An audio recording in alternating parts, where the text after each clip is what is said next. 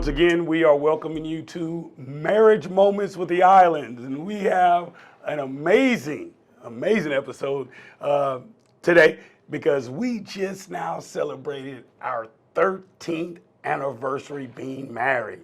13 years. You know, I was laughing because we work together as well. And I often tell people we've been married 13 years, but it kind of feels like double that time. No, I feel like triple or Okay. quadruple. And Okay. because, typically a person will go out to work 8 hours and say if your spouse works a different shift, so say someone works at 6 a.m. to 2, their spouse goes from 3 to 11, that's 16 hours out of the day that you're not with them. Wow, yeah, that's true. And that can definitely be the norm for a marriage. Yeah. And for us, we're together literally almost 24 hours a day. Yeah, almost. And so, happy 13th anniversary. Happy 13th anniversary. Or to you. 39th. Right, either way. Or 25th. It's been. Or 40th. Yeah. But actually, we've been together, though. 16 years. Okay, 16 so years. October the 31st is going to be 16 years of you and I being 16 together. years of our story So, being written together. When we record this episode now, which is 2023, Yeah. it'll be 16 years because we met each other October 31st, Yep. 2007. 2007. And the funny thing about it is it was a costume party. Uh-oh. And it's funny because like I didn't really know what he looked like, and we didn't really know. It was dark. Yeah. We were in costumes, and it was really weird how all that came about. But it ended up unfolding into a beautiful marriage of not perfect, not boring by any means. There's no perfect marriage, so yeah. Yeah. But definitely worth it. So today we're going to be talking about 13 things we've learned in 13 years of marriage. Okay, that's what we're going to talk about? I mean, we were supposed to do half, or I do 7, you do 6. Okay. And so... Now, this is freestyle because I didn't write nothing down. I don't know anything, I don't but know how I am freestyle ready. it is. Full disclosure, I wrote mine down. Oh, see how different we are? But that's what it's all about. Opposites attract. Yeah. But also, when you get married, opposites attack. Yeah, sometimes. Sometimes. And you have to learn how to have conflict resolution. So, You do. okay, 13. So you got 7? I have 7 of them. 13 things we've learned about one another or just learned? Just learned. And it could be about one another. Okay. It could be about one another, but just learned in general, because in marriage, like the person you marry on whatever day you get married, we got married on June 26th, 2010, and that man that I married that day is not the same Billy that's sitting here today.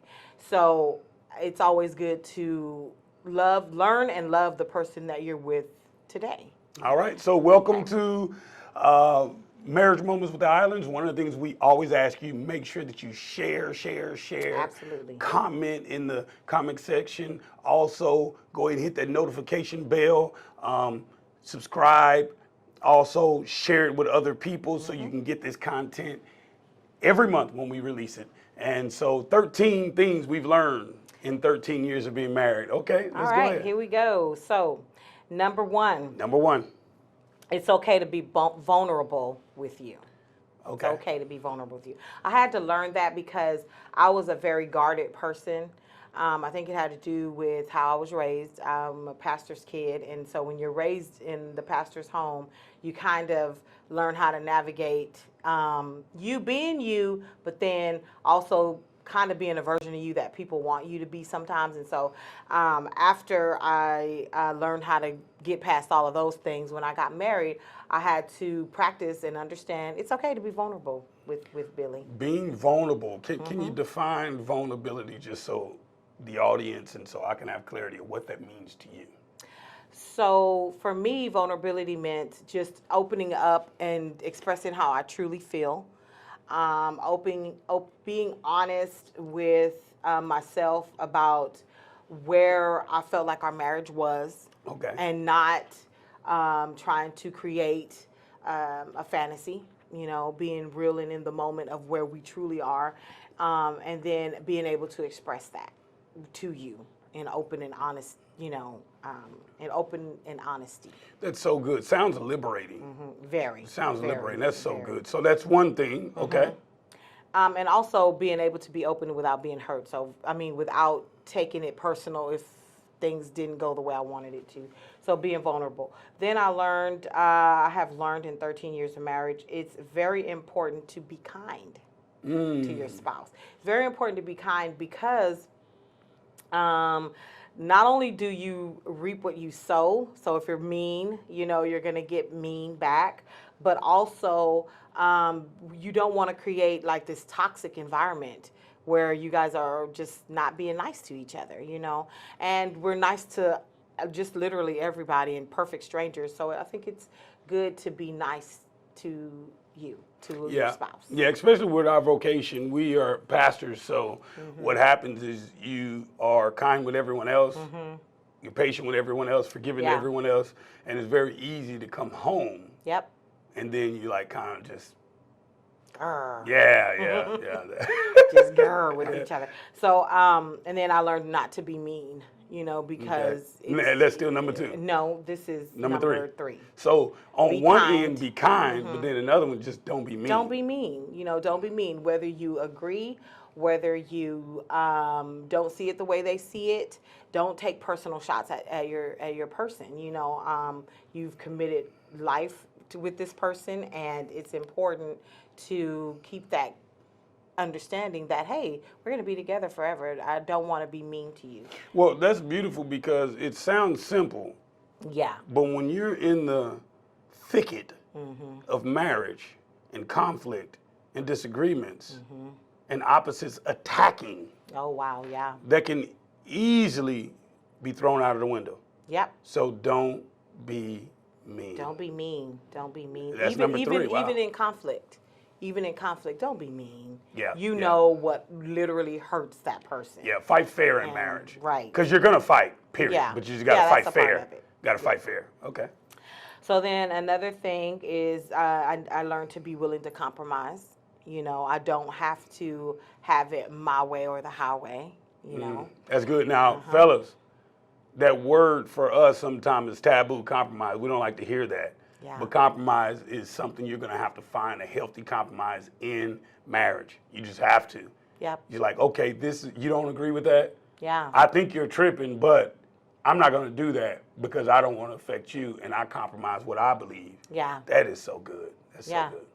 And then I never, the compromise wasn't like on our core foundational truths and beliefs. We had that solidified before we even got married. Oh, I'm glad you tackled that. I'm It's glad not you said like that. I'm trying to, get you to compromise with, let's just not go to church today, or something like Oh, that. yeah, let's just disregard, the Yeah. conviction of the Holy Spirit and Yeah. go to the club and turn up. Oh my gosh. Let's go to the strip would club and have them ones. Let's make it rain. Yeah. No, not that type of Never compromise. that, never Please understand. No. Never that. Yeah, yeah. But compromising with, say, I want to buy a new washer and dryer, and you're like, no, it's not a good financial time. Let's wait. But hold on. And then, For all those people getting paid in $1 bills, and all them people that get paid while wearing high heels, uh-oh, and all them folks is out there that make it rain and make it snow. come on. No one's hating on y'all. Right, Jesus We loves you. just Yeah. don't do that because that's our core convictions. Yeah. And we love you. You're welcome to come to church or wherever, yeah. Get help, whatever you. It's always gonna come to church with Elena. Yeah. It always go back. That's why I love this woman. It's always Yeah. gonna come back. You can come to church and Jesus. Yeah, Jesus loves you, yeah. and it does, doesn't it? Okay, Yeah, absolutely. So 4, you've done 4. Okay, so 4. So be willing to compromise. 5 is sex is a very important part in marriage. Oh, excuse Okay. me. Hold on. That was weird. Yeah, very. But go ahead. Go on, let me. See how important it is? Your boy literally started barking. I don't know. No, hold up. Hold up. I want to make sure you That's said it's awful. important. You said It it's is. important. Okay, It is so important. so because And- I disagree with a bark, With a bark. Wow. But my point is you felt like Yeah. you came to that conclusion. Mm-hmm. Okay, And I did, and because I always knew that it was an important piece, but I didn't really realize how important it can be to men, like to you, to okay, so it's not for important you. for her. It is important to me, but it seems like it's really important for you. Like Okay. it is important. It is. Okay, wow, So I guess she put your I boy should out there. say. Go ahead. Okay. But it is. We're gonna It move is. on. No. Let's stay right here.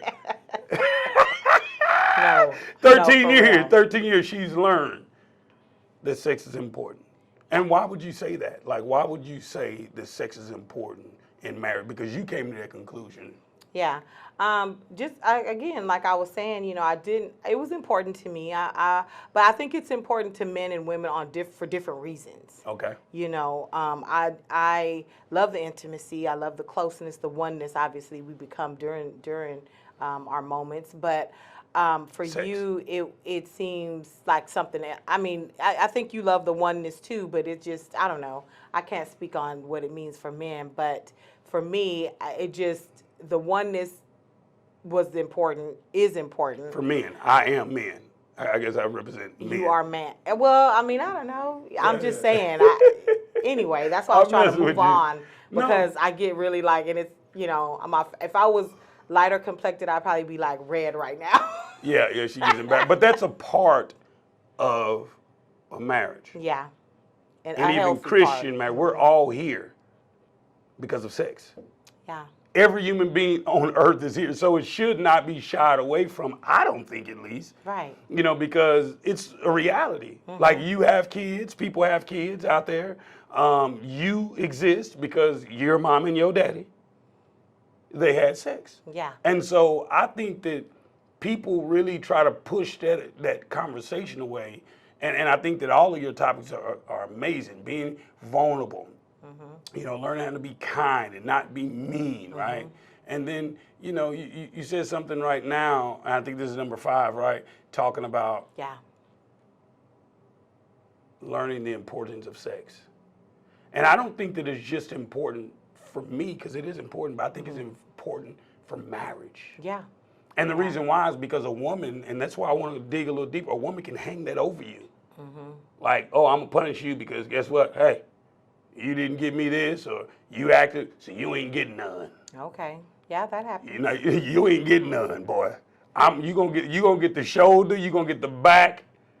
You are not gonna look me eye to eye. Yeah. We're not, and that's dangerous. Or the men can use it as a weapon as well. Yeah. Thinking that they just got it going on up in the bed. And once I do this, girl, watch how she start doing everything I want her to do. Yeah. Watch how she cook that chicken. Watch how she fry that chicken now. Awesome. And I think so what happens is the man feels as if I'm going to use sex as a weapon. So when I have sex, now she going to submit.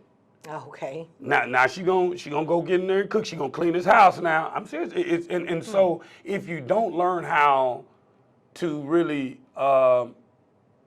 use sex for what God intended for it to be, reproduction and pleasure, according to the Bible.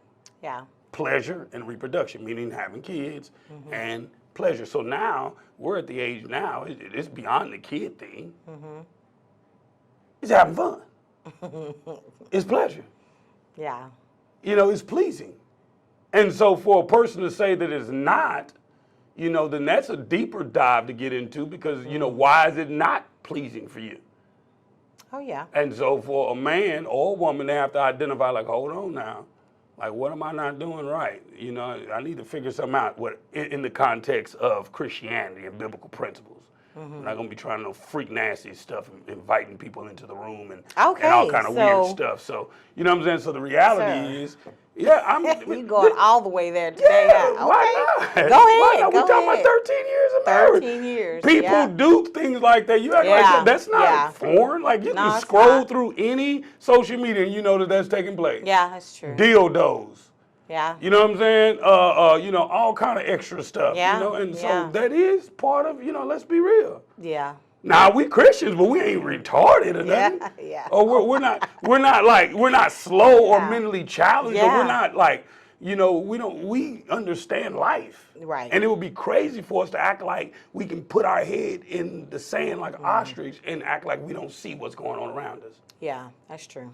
So yes, compromise is important, but we don't compromise biblical principles when it comes to sex and Yeah. having fun. So you still on your 7. Let's go. I ahead. am. Yeah. So She's number like, 6. She's like, let's move on. Number 6. Yeah. This makes her feel uncomfortable. Sex. See, look what it does to her. Go ahead. See, this is okay. So number 6, be financially responsible. Okay. That's good. Don't That's be a good. brat about what you can't have or what you have to wait on or whatever. You know, if y'all are on a financial plan like we've been on for years, and we we've had limited resources, before money wise, and we just as we started our ministry, and things unfolded. Told you. It's gonna go back to. Anyway, Church. long story short, we have not always had the money we wanted to buy the things we wanted. Yeah. So we had to be financially responsible, and I took it upon myself to say, hey, you know what? It's okay if I can't do or have or something that say is a popular thing or something new all the time, So that's something I learned, and because I was so independent when we initially got married, I just kind of did my own thing. That took some learning because I was used to not only making my own money but controlling it, and saying what I wanted to do when I wanted to do it and not having to consider someone else. So I had to learn that. And being financially responsible has something to do with considering your counterpart, right? Is that what you're saying? Absolutely, Okay. yeah. In marriage, that's good. That's a good lesson to learn. Because so many people are independent still financially. Yeah. Even though they're married, and that's their setup. And we've done a show on that. If you want to go back into some of our episodes, we've done a show talking about does the bag matter? Yeah. And the conclusion is yes, it does. And so so that's the 6th thing. Yep. And the 13. the 7th thing I've learned, because we're doing half and half, Right. is that you're not God, and I shouldn't expect you to be, and because Wow. I'm glad she came to that conclusion. and because because you're not perfect, I'd right? be a horrible guy. And I'm not perfect. That doesn't change the whole issue of exampleship. Just because you say you're not God. Yeah, I'm big on exampleship. But, yeah, we do have to come to the conclusion that, yeah, we're you can't expect your spouse to be God. So how did you come to that conclusion? Well, I'm not finished. I was going to say also that that I shouldn't expect you to know everything and how to fix everything and every situation be just thrown on your shoulders like fix this or make this better, And then also because of that, I learned to give you grace, in areas that you don't have the answers to, but, perhaps you're seeking God about or counsel or whatever, or maybe you won't ever know the answer to that. But it's okay because I'll extend you that grace just like I want it, for things that I don't know how to do or perhaps will never figure out or whatever. So that's how you came to that conclusion, is just coming to understand that I can't solve everything, or how did you come to the conclusion? Well, honestly, that's probably one of the newer things that I've learned because your leadership, you're the type of person who doesn't take no. You always either you try to find a way, or you double down, or that's the kind of person you are. And so I've always expected that. And then so we've kind of encountered some really big changes lately. And I looked at you one day and I said, you know what, Lord, I don't think that Billy just knows all the ins and outs of this situation. I think that it's a lot more nuanced than what we anticipated. And he doesn't know all the answers right now, today. And within my heart, I didn't get scared. I just came to the conclusion he doesn't know, and it's okay. Yeah, that You is know. so good because that's a lot of pressure on a person, on a human being. Because as believers, followers of Christ, we supposed to together be learning how to seek the one that's perfect and has everything under control. We just don't have everything under control. You know, men, women, no matter how many answers you may have, Yeah. no matter how much leadership you have, no matter how much you even know God, you're not God. And so I'm glad that took place. So, Yeah. so to pick up where you left off, you're at number 7. Number on 7. 8. Number 8. What have I learned in 13 years of marriage?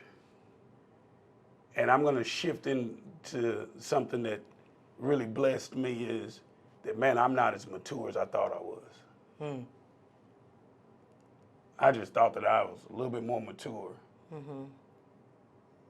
than what I really was. And when I got married with you, it showed me that I didn't know what I thought I knew. Like what? Give us an example. I thought I was past some things, like getting irritated, like, I didn't think that I was irritable as I was. I didn't think that I was short as I was. I didn't think I was impatient as I was. I didn't think I was as angry as I was. You know, I didn't know that those things still existed in me. I thought, Yeah. like, I don't know why. You know, that was the maturity level I was in. I'd only been saved probably about 7 years at the time. So I just thought that I had matured past certain things. Oh. And or like it just mysteriously disappeared. Nah, it was still there. I still had the ability to get frustrated. I still had the ability to cuss. Oh. Yep. Yep. I still had the ability, you know, to get frustrated. I still had the ability to do all that. And you can judge me if Yeah. you want to, Yeah. but just get married. That's all I'm saying is get married. Yeah. And be transparent and authentic and sincere and real with yourself and other people. Yeah. And you'll come to realize that you still got the ability to do all those things. I'm not saying that should be the norm as a believer, as a pastor. I'm just telling you those things 13 years ago, it showed me, oh my gosh, I'm not as mature as I thought I was. Yeah. Another thing it has taught me to be more selfless. Oh, okay. Yeah, I could see definitely where that would be. Yeah, yeah, because really the enemy of marriage is self. Yeah. You can call it the devil, you can call it demons, but the reality is just self. It's flesh. Yeah. And, you know, so number 9 would be, you know, marriage has taught me to be selfless in the sense of, okay, you don't have to say that right now. You know that's not going to be good. Right. That's not going to be good. That's going to drop the bomb. That was going to affect everything. You don't need to say that right now. Even, you know, in an argument, you don't have to keep on leaning in there. Yeah. You know, not that I've perfected that, but I'm saying, you know, you learn to bite your tongue, Yeah. swallow the blood, you know, and make sure that, you know, that the relationship matters more than you being right. One of the things another thing, number 10, is that, you know, I think it falls in line with all the other 2 that I just said, the other 2, is, you know, wanting to make a difference instead of making a point.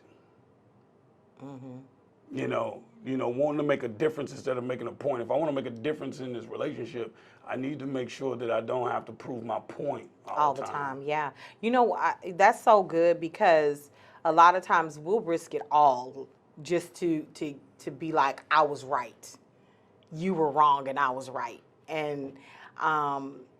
And so, yeah, I think that that's really a valuable lesson that I can say I've learned too, you know, that, well, I don't always have to have the last word. Yeah. You know, I don't always have to.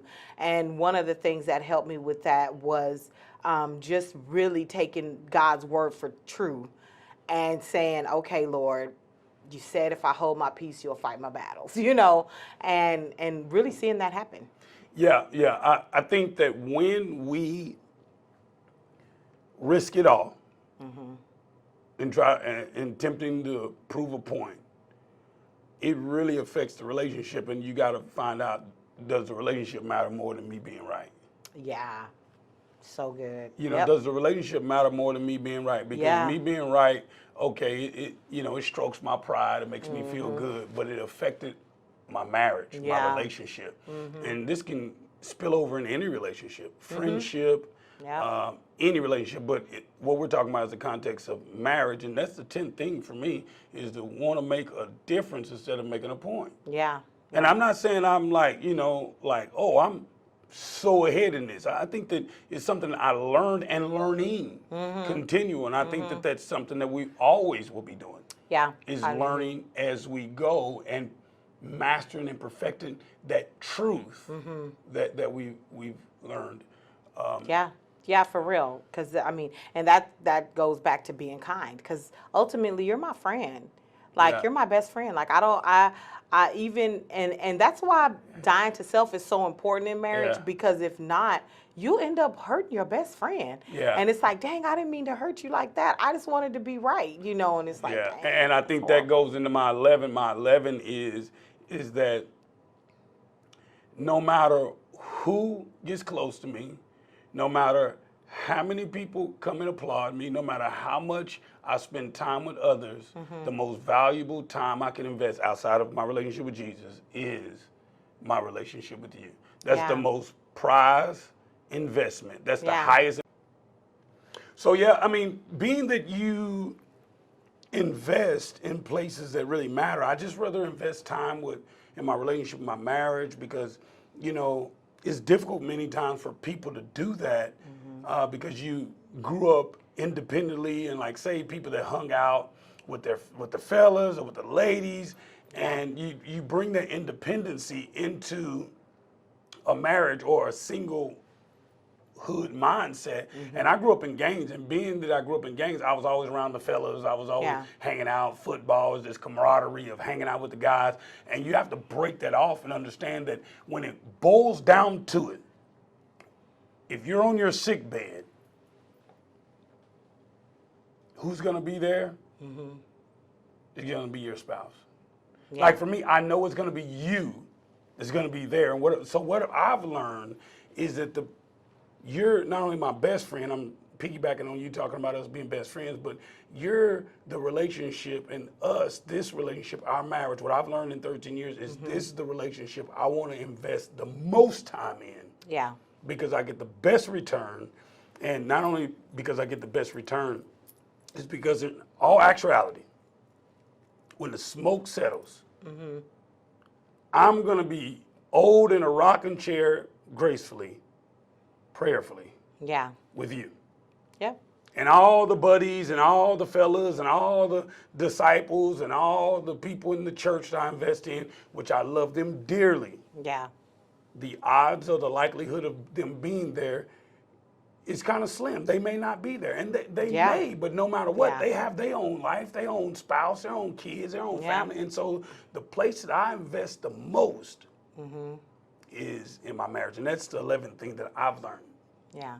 in 13 years. Number 12. Number 12. Now remember, I'm coming off the top of the head, off my heart, because this is truly what I Hey, my believe. stuff was from the heart. Yeah. I just had to agree. write it down because I don't track as good as you. Right. Well, I get distracted. Well, it's different strokes for different folks. You Yep. know? Yeah, And so that's how you process it. I truly believe that it's coming from the heart with you as well. So definitely not saying that. But this is coming, fresh off the dome. 12. So out of 13 years, this is the 12th thing I've learned. Yeah. And one of the things that I've learned, not only are you the best place to invest, this relationship is the best place to invest, is I've learned to depend on God more in my marriage than anything else. And the reason why is because you can kind of wing it, and you can play the emotional game. Like really tend to just emotions, because relationships can be emotional and they should be emotional. Yeah. But I'm talking about tilting more emotional than spiritual. Meaning like, you can play the emotional game. Oh, babe, that looks nice. Oh, and those things are great, but you can just totally live a life on the emotional side, and then it hits the fan. Yeah, when life gets hard, or when kids get sick, or financial hardship comes, things like that. Yeah, It hits the fan. yeah, And I mean, everything that she named off hits the fan. Problems, reoccurring problems, things that you just can't get past, it seems like. yeah, Emotions won't get you through that one. right. Because it seems like you just keep on having the same argument. Yeah, It just seems like you just keep on hitting your head on this one. And emotions just won't press you through that. Yes, you need to be in tune with your emotions, because I just don't think you're truly liberated or free without being in tune with your emotions. Be in tune with them, but you should be governed by them. right. Yeah, And so what I've learned is to not depend on my emotions, because marriage is a highly emotional relationship. Yeah. And you got to make sure that that's not driving your marriage, and you have to learn to trust in God. What does God's word say in this matter? oh yeah, for sure. The tears, man, I hate that we're in an emotional state and we're crying and we're, teared up and we booed up. But the reality is our booed upness, if that's a word, our emotions aren't going to press us through this. And we're going to have to stand on the word of God. We're going to have to stand on what God said. Yeah, yeah, And trusting in God instead of trusting in Helena's emotions or my emotional state. I have to learn. And why is it in marriage that I've learned that? Because that's the most highly emotionally charged environment that I have. Like, work is not that highly emotional. Yeah. My work is not that highly emotional. It's driven by spirituality, or at least it's supposed to. Yeah. Being that I'm a pastor and in ministry, so that's anchored through God's word. It's always a point of reference, and it's obvious. yeah, But in your marriage, that's where it can get emotional. And so that's the place they've taught me the best. That's important because, like, sometimes we forget the responsibility that we have towards one another to be in tune with our emotions and how we feel true enough, but also the responsibility that we have to be bringing the best out of each other. And sometimes the best out of one another has to be sifted through a whole bunch of emotion, because sometimes the best that I'm trying to bring out of you, sometimes it makes you upset, sometimes it makes you frustrated. The same with me. Sometimes it makes me cry, or it makes me feel like attacked, sometimes. But when I really just peel back all the emotion, it really is for my betterment and my growth and my development in my Christian walk, but even as a person, a human being dealing with other human beings. So that is that's good. That's really good. Yeah, it just because goes we back- can get caught up in emotion, and then I've seen in marriages where the wife will blow up emotionally, and then the man is just like, whoa, like, I don't know what to do with that. So he just backs off of those topics and just Yeah. doesn't even try to help her grow. Yeah, I mean, and then you forget about the sovereignty of God. Now emotions are ruling Yeah. instead of God's hand ruling. Yeah. Yeah. That's And so good. God's hand is what's supposed to rule not only just the church and the world, because that's what rules, but we have this free will that can exclude God, because Yeah. we're choosing to eliminate him and his principles and his ways and his, his word Yeah. in the matter. So I think that that's one of the things that really has helped me. I came with a God sovereign mindset into marriage, which helped, but it just went a little deeper. Yeah. Just went a little deeper in marriage. And in the grand finale, Okay, drum roll. 13 years of being married to this wonderful lady, and I've come to realize in marriage, I can rehash all my decisions that I've made. Every decision that I've made in life, and it's been some good ones and there's been some horrible ones. Whew, it's been some bad ones. But still to this day, I think that I still choose you. Oh, wow. And Okay. that is the best decision after accepting Christ that I've ever made in my life. And let me go ahead and tell you why. Okay. The reason why I know it's the best decision I made is because we live a crazy life. We just really do. We do. We have, yeah, we have a lot of people in our space. Yeah. And, everyone wouldn't do this. These people would have quit a long time ago. And then add my craziness, because I'm a trip. I mean, I am a trip for real. I promise you. I mean, you're a trip when you say you say it yourself. Yeah. Confession, I'm a trip. Yeah. And she married me. She still works through all the difficulties with me. Still says yes to the Lord alongside of me. And it's not one of those like horrible, gruesome, like, oh, we just winging it, getting by type relationships. You know what I mean? Right, yeah. I mean, it's like, it's. We actually enjoy each other's company. Yeah. Yeah. Yeah, I mean, we have our things. Like, Yeah. we have our things, but it's like, man, we just love hanging out with one another, and I think it's the best decision. What I've learned, that decision is getting richer and richer and richer. Yeah.